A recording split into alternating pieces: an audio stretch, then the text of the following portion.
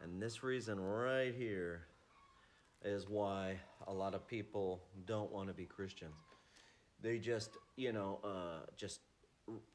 ingest whatever's told to them without ever looking it up, without hearing any of the verses that I posted, without seeing the videos, without nothing, just because you saw the text that I have in there that you must be circumcised to have salvation.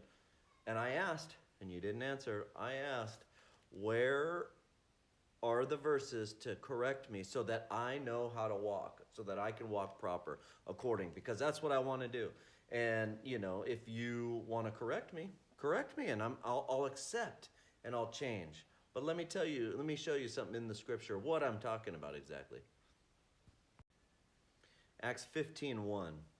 Unless you are circumcised according to the practice of Moses, you are unable to be saved. Why didn't he say Abraham, according to the practice of Abraham, when it came through Abraham?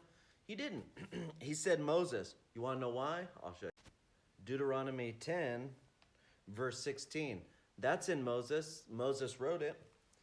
And you shall circumcise the foreskin of your heart. The reason those guys said, according to Moses, is because their hearts weren't circumcised, right? Well, if you continue reading, we obviously know that those guys were off their rocker. But if you think about it, that's why there was a dissension between the boys, Paul and Barnabas and all the others. That's why they had to have a meeting, a council of Judea. And they had to go through these things because what are they talking about? Are they meaning what Paul is meaning in 1 Corinthians 15:50 that it says, and this I say, brothers, that flesh and blood is unable to inherit the reign of Elohim.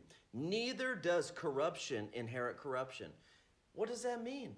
That means this flesh must be circumcised.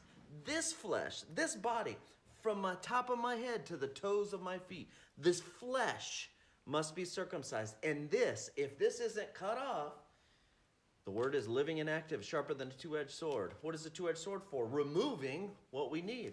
And remember, this is a circumcision not done by hands, because when Yeshua returns, what happens? He takes us out of this body, circumcision, and it's a separation, it's a cutting, a dividing, Hebrews 4:12, of the body, the soul, and the spirit. That's the circumcision that I'm talking about. And if you don't have that, and if you don't have the heart circumcision, if the heart's not circumcised, and the flesh, if you're not died to the flesh, you don't see the kingdom. So please correct me. Maybe I am wrong, and you should correct me later.